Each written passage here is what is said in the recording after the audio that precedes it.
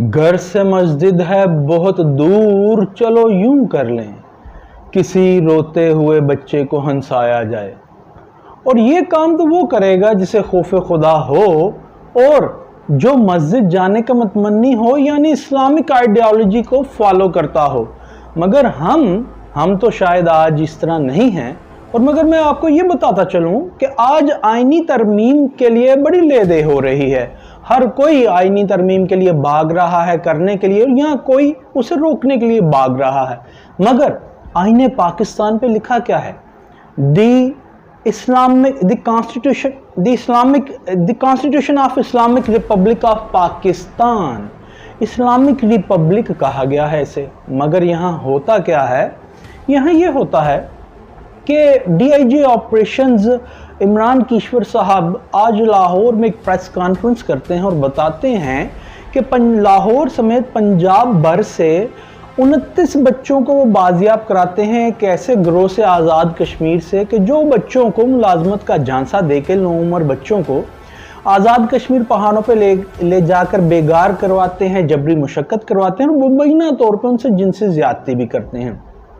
और जिनसी ज़्यादती का मतलब समझते हैं ना आप? और जिनसी ज़्यादती का मतलब और उसकी सज़ा इस्लामिक रिपब्लिक या किसी भी पाकिस्तान को छोड़ें, किसी भी इस्लामिक रिपब्लिक में या इस्लाम में क्या हो सकता है यह आप बेहतर जानते हैं। और मैंने समझा था कि तू है तो दरख्शां है हयात।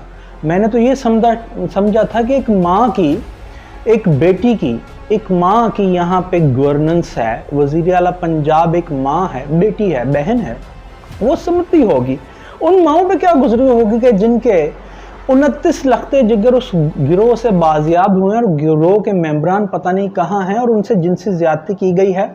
मगर उस माँ ने, वज़ीर आला पंजाब साहबा ने कोई इस पर स्टेटमेंट नहीं दिया, कोई शाबाशी नहीं दी इमरान कीश्वर को, डीआईजी ऑपरेशन को। और ये स्टेटमेंट यूँ ज़रूर दिया है कि जो माइग्रेंट बर्ड्स होते हैं, यानी जो मुहाजिर परिंदे होते हैं जो मौसमी तब्दीलियों के साथ दूसरे मुल्कों से हमारे यहाँ आते हैं, उनके दिन पर, माइग्रेंट बर्ड्स के दिन पर उन्होंने कहा है कि मुहाजिर परिंदों की देखभाल के लिए माहौलियात का तहफ़्फ़ुज़ करना अज़हद ज़रूरी है और हम माहौलियात के महकमे को बड़ा स्ट्रेंथन कर रहे हैं। अब माइग्रेंट बर्ड्स यानी मुहाजिर परिंदों की हिफाजत के लिए माहौल दुरुस्त करने की बात तो की जा रही है, मगर यहाँ पे इंसानों के बच्चे अगवा किए जाते हैं और डीआईजी ऑपरेशन रैंक का बंदा बाजियाब करता है गिरोह से। और उस माहौल के तहफ़्फ़ुज़ के लिए तमाम पॉलिटिकल स्टेक होल्डर्स ने क्या किया है? आज़मा बुखारी वज़ीर इत्तलात पंजाब, वो भी आज ये कह रही हैं तहरीक इंसाफ फितना है, ये है, आईनी तरमीम पे 15 अक्टूबर को एहतजाज, ये वो। ख्वाजा आसिफ साहब कह रहे हैं, तमाम सियासी ज़ोमा ये कह रहे हैं। किसी ने ये नहीं कहा कि ये इतनी छोटी खबर है इन लोगों के वास्ते कि अभी सिर्फ 19 बाजियाब हुए हैं और गिरोह के तमाम मेंबरान भी नहीं पकड़े गए। ये इतनी छोटी खबर है कि किसी ने इसका जिक्र करना मुनासिब नहीं समझा। वो ये कह रहे हैं कि वो पीटीआई ये कर रही है, उसके खिलाफ हम ये करेंगे, पूरी कुव्वत से लड़ेंगे। और किसी ने भी ये इस्तफसार नहीं किया पुलिस पार्टी से भी कि आपने जिनसी ज़्यादती का मतलब समझते हैं ना आप, कि जिनसी ज़्यादती के लिए आपने इनका क्या चालान मुरतब किया, क्या क्या एफआईआर इन पे काटा और इसका क्या ट्रायल होगा, ये किसी ने नहीं पूछा।